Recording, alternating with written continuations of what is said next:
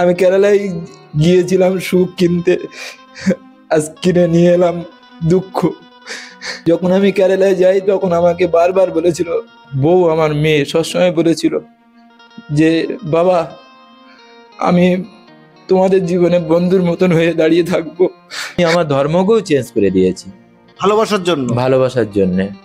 একটা মেয়ের উপরে বিশ্বাস করবো না, একটা বোর উপরে বিশ্বাস করবো না, কার উপরে করব? প্রায় 1,20,000 টাকা ওরা নিয়ে গেছে। পয়সাটা বড় প্রশ্ন না, সব থেকে নির্মম ভালোবাসাটাই ওটাই হচ্ছে বড়।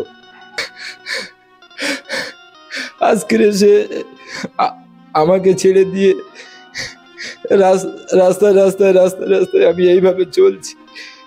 তারা কোথায় আমার মাঝে থেকে হারিয়ে চলে গেছে, কিন্তু আমি জানি না যে আমি তাদেরকে কবে ফিরে পাবো। তাই এই ভিডিওটা আমি করছি এই জন্যে যে বেশি বেশি করে সবাই আপনারা শেয়ার করে দিলে আমি মোটামুটি আমার মানে যাও তো অন্তরটাই শান্তি পাবো। 27শে সেপ্টেম্বরের দিনকে 5টার সময় আমার সঙ্গে কথা হওয়ার পরে আমার মেয়ে আমাকে হঠাৎ মাত্র বলছে যে তোমার জীবনে যদি থাকি তো আমরা কখনো আমরা লাইভ করতে পারবো না।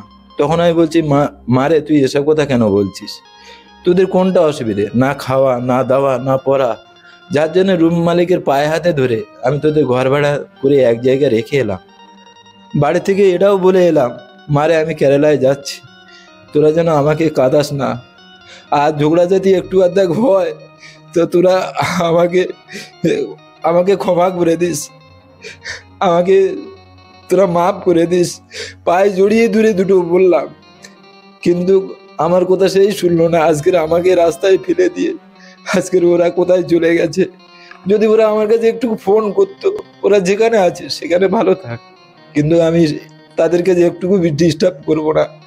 আমার যে নির্মম ফুলের মতন ভালোবাসা ছিল সেটুকু আমি নিয়ে আমি এইভাবে থাকতে চাই, কিন্তু আমার যে জ্বালা যন্ত্রণা আমি সেটুকু মোটেও সহ্য করতে পারছি না।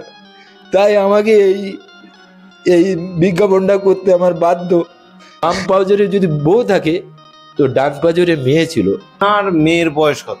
আমার মেয়ের বয়স হচ্ছে 18 বছর 4 মাস বয়স।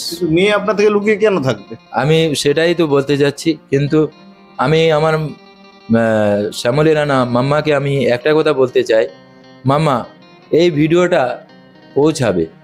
মা, যদি আমার কোনো ভুল ত্রুটি হয়ে থাকে তাহলে তুই একবার অন্তত আমার কাছে ফোন করে একবার অন্তত জিজ্ঞেস কর যে কি সঠিক, আমার ভুলটা কি হয়েছে, একবার অন্তত তুই জানার চেষ্টা কর। মা, তোদের জন্য যদি আমি কিছু করে থাকি তুই ছোটবেলার কথাগুলো ভাব। মা, আমার জন্য এতটুকু যদি নির্মম ভালোবাসা থাকে তাহলে একবার অন্তত মারে তুই একবার ফোন করে আমার কাছে জিজ্ঞেস কর, আমার অন্তরের জ্বালাটা অন্তত তো মেটবে। তা মা, তুই একবার অন্তত ফোন কর। আর তোর মার কাছে গিয়েছিলাম, তোর মা আমাকে মারধর করে ওখান থেকে আমাকে তাড়িয়ে দেয়। তাই মা, আমি তোর কোনো খোঁজ খবর পাচ্ছি না। তাই আমি এই ভিডিওটা এই জন্যে করছি, শুধু তুই একটাবার ফোন করলে আমি আর কোনো রকম এইভাবে পাগলামি করব না। আপনি বলছেন মেয়ের সঙ্গে বন্ধুর মতো সম্পর্ক ছিল? হ্যাঁ, সব কথাই আপনাকে বলতো? হ্যাঁ। তো চলে যাওয়ার আগে আপনাকে এমন কিছু বলেনি যে? চলে যাবার পরে যখন 27শে সেপ্টেম্বর শনিবার যখন ছিল 5টার সময় আমাকে ফোন করে বলছে যে তোমার কাছে থাকলে আমি লাইভ তৈরি করতে পারবো না।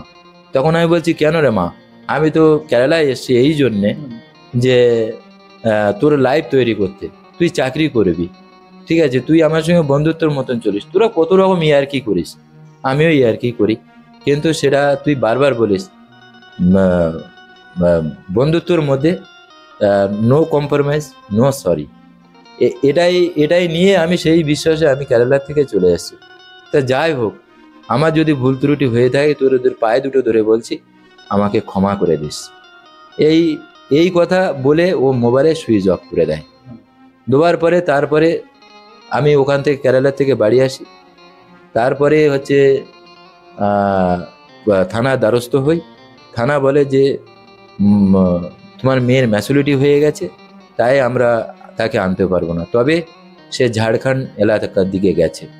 কিন্তু আমি পুলিশের বিশ্বাসী করে ওখানে গিয়েছিলাম, কিন্তু গিয়ে আমি কোনো হদিশ পাইনি। এইভাবে আমি চলতে আছি। কতটা পড়াশোনা জানতে হবে? মেয়ে এই এইচএস পরীক্ষা দিয়েছে, ফেল করেছে, কিন্তু আবার এইচএস আমি ভর্তি করে দিয়েছি।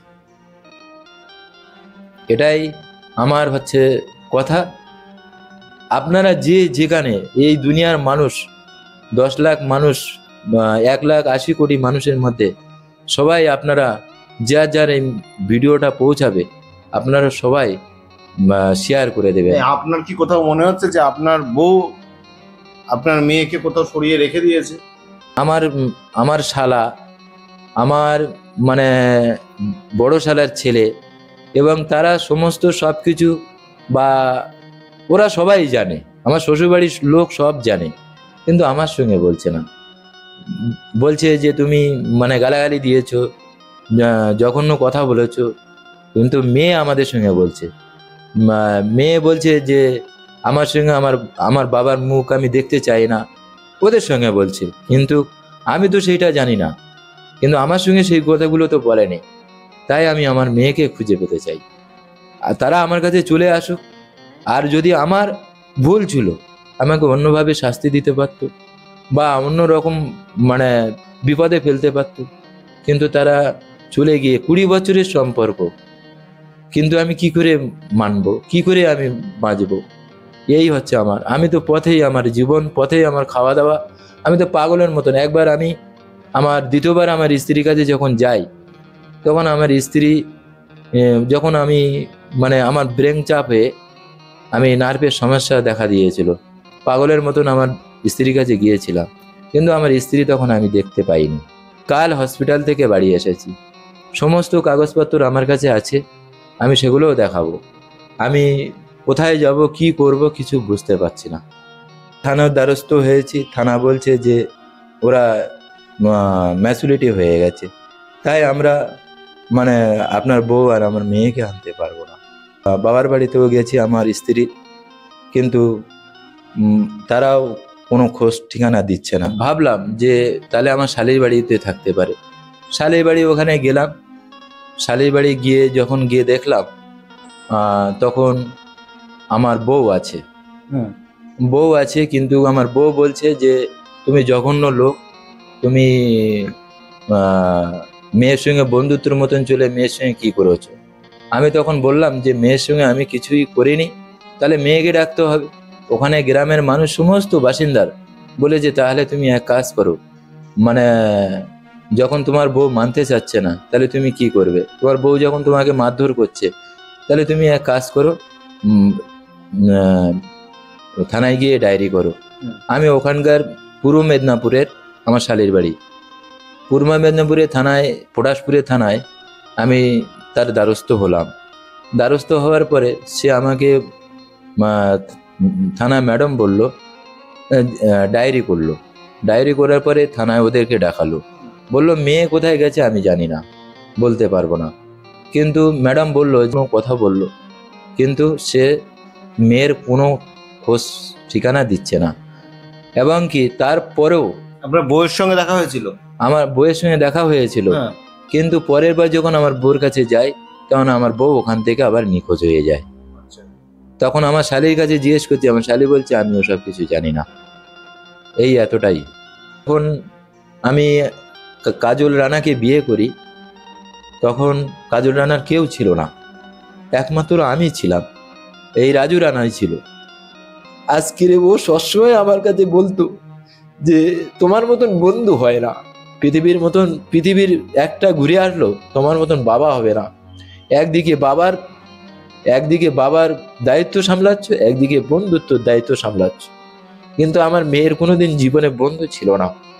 কিন্তু আর জানি না আমার কোন ভুলের কারণে ও সাজা দিচ্ছে, সেই হিসেবে আমি চলেছি।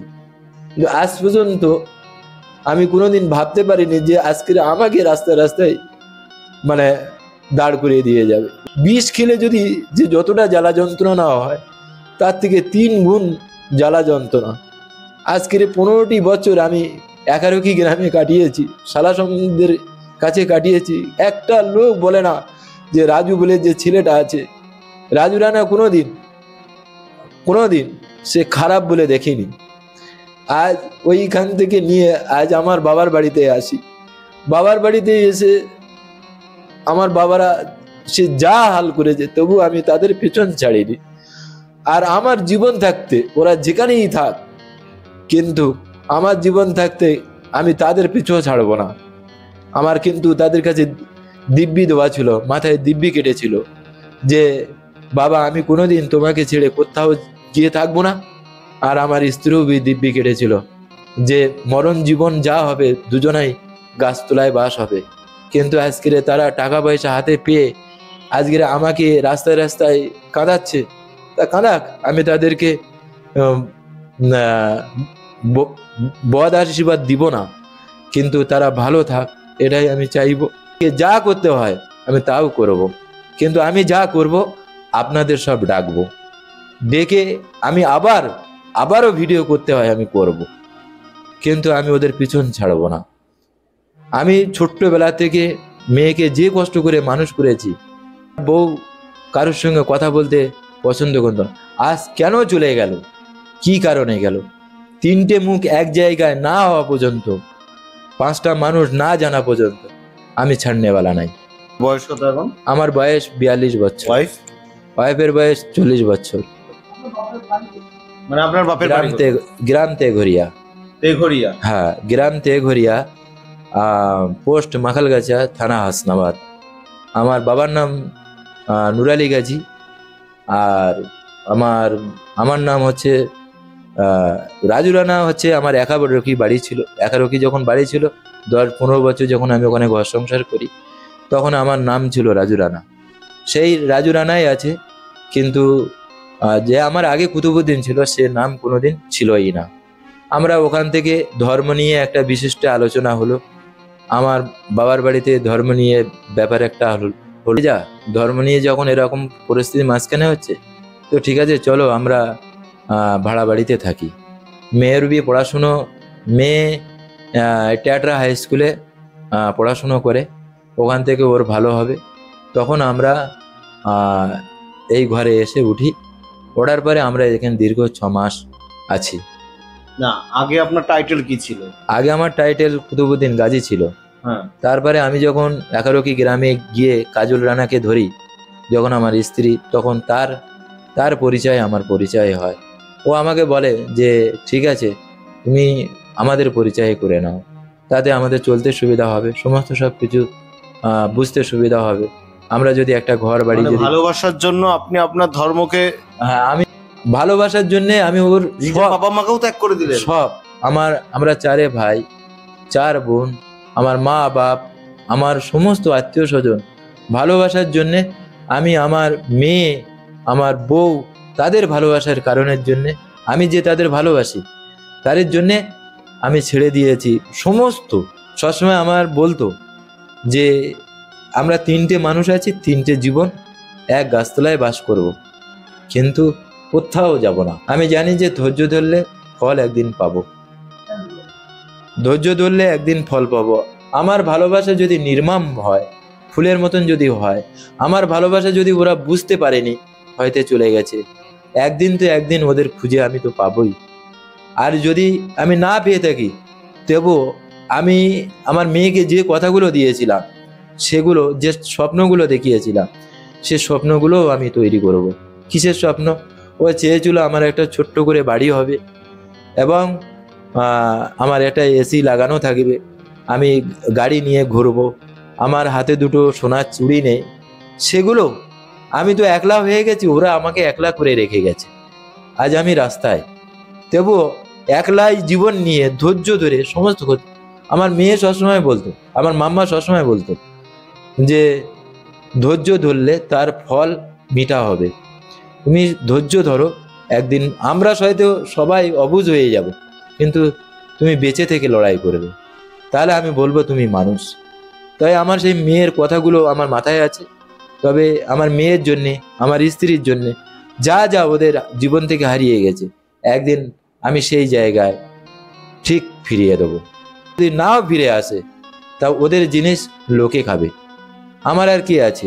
না আছে বাপ, না আছে ভাই, না আছে বোন, আমার কেউ নেই। ওরা সবসময় মনে করছে যে আমার ভাই বোন সমস্ত সবাই আছে, কিন্তু আমি মনে করি না, আমি ভালোবাসার কাছে কোনোদিন হার মেনে যেতে দেবো না। আমি ওদেরকে যা কথা দিয়েছি, হ্যাঁ আমার ভুল ত্রুটি আছে, ওরা ওরা আমাকে জেল ফাঁস করতে পারতো, আমার টাকা পয়সা নিয়ে জেল ফাঁস করতে পারতো, কিন্তু সেটাও আমাকে করেনি। যদি করতো তাও আমি মনে হয় বেশি খুশি হতাম। কিন্তু আমার মেয়ে বারবার আমাকে বলেছে, বারবার বলেছে, বাবা আমরা তিনটে মানুষ কোথাও যাব না, গাছতলায় বসে আমরা ঝালমুড়ি দুটো যদি খাই তা ওদের মধ্যে ভালোবাসা আছে। আজকে 1 মাস 15 দিন, 1 মাস 15 দিন এই একভাবে কাঁদছি, একভাবে একভাবে দুটো রাত্রে অন্ন পাইনি, রাত্রে দুটো অন্ন পাইনি, খেতে পাইনি, এইভাবে আমি কষ্ট নিয়ে এইভাবে চলছি। কিন্তু আমার জীবন যত সময় আছে, তারা যেমন বাম পাজরে ছিল আমার স্ত্রী, ডান পাজে ছিল যেমন আমার মাম্মা, আমার মেয়ে, তেমন থাকবে। কিন্তু আমি এইভাবে চলবো, কিন্তু তাদের যত সময় না আমি তাদেরকে পাবো, তত সময় আমি এই জীবন আমার এইভাবে চলবে। ভালোবাসার কাছে বলে বলে কাতরে পাথর কেটে যায়, কিন্তু ধৈর্য করলে ধৈর্যের ফল একদিন পাওয়া যায়, কিন্তু আমার মাম্মা বলতো। কিন্তু আমি দেখি ওরা আমাকে এইভাবে ফেলে রাস্তায় পাগলের মতন মানে চলছি, কিন্তু চলি, দেখি ওদের কবে আমার জন্য এতটুকু, যদি ছোট্টবেলার কথা যদি ও মনে করে, যদি একবার, যদি ও তো সব কথা শুনেছে, আমার কাছ থেকে শুনেছে, ওর মার কাছ থেকে শুনেছে, পাড়াপড়শির কাছ থেকে শুনেছে, কিন্তু দেখি সেইটুকু যদি ওর ভালোবাসা যদি থাকে, তো একদিন না একদিন আমার কাছে ফোন সে করবেই।